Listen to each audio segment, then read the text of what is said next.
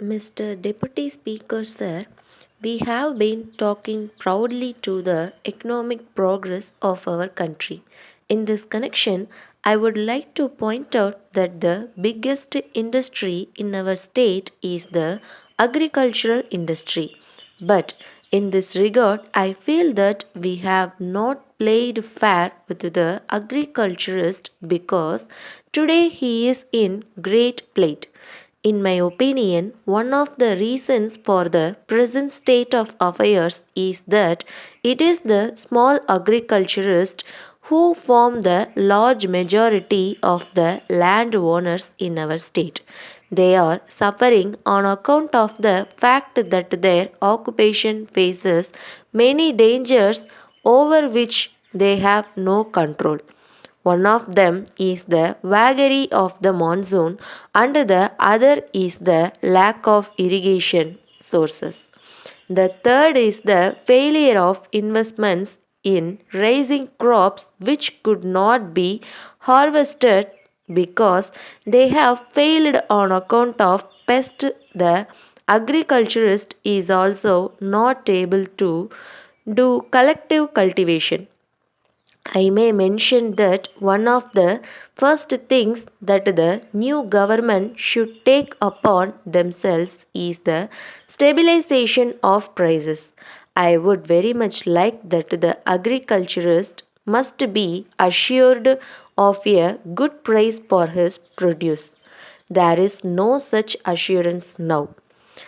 Today, the prices are at a certain level, and at the time when the agriculturist tries to sell his produce, the prices fall very much according to the likes of the speculators. I think this is a risk which he has to suffer. So, I am sure it is necessary to stabilize prices. In this connection, I wish to point out that even in rich countries, agriculture is subsidized. It is a fact which we see throughout the world. I have given examples of rich countries where the farmers are intelligent and where there has been mechanization of agriculture. If agriculture is not paying even in those countries, it must be much more. So, in a poor country like ours, where small agriculturists from the majority. So, agricultural subsidy must be a part of the policy of any government. As far as I can see, no provision has been made for this in our budget. The future government should take into consideration this factor and take steps to stabilize the prices of agricultural produce. Then only they will be able to make the agriculturist stand on his own feet. Then, if we introduce a policy of insurance for his crops, we can improve his lot. Then, so far as the middle classes are concerned, their plight has been discussed in this house again and again, and I need not go into that now. There is one other matter to which I wish to refer, namely the question of textbooks for primary school children.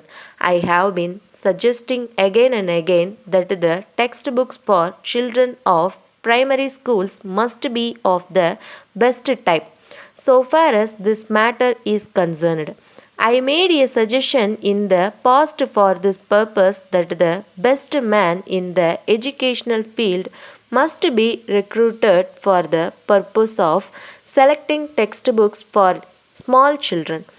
For we know the future prosperity of the country depends on the quality of education which we are able to give to our children. This is a matter which should not be delayed. Further, it is a sorry state of affairs that the textbooks which are prescribed for children are not available for many months. So, it is the responsibility of the state to supply proper textbooks for the primary school children at the right time. Letter from Surya and Company, Kolkata, to Mrs. Murali and Company, Mumbai. Dear Sirs, we thank you for your order. As desired by you, we have booked your order dated the 3rd June for 200 pieces of cycles, together with accessories. In this connection, we regret to inform you that there has been irregular power supply in the Kolkata industrial region during the past 1 month, and our program of production has been affected. It has resulted in a huge backlog of orders. So, it will not be possible for us to execute our order according to the schedule of delivery agreed upon. We are trying to fulfill our commitments to the best of our ability. Even then, supply may be delayed by 3 or 4 weeks. We very much regret the inconvenience caused to you, especially in view of our long and satisfactory business relations with you. But in the present circumstances, it will not be possible to allow any claim for compensation since the delay is due to factors entirely beyond our control.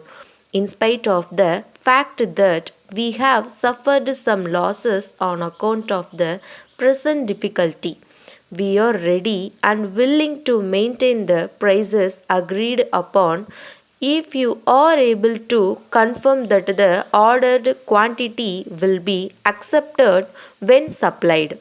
We await your confirmation at an early date, and we assure you of our best attention at all times. Yours faithfully.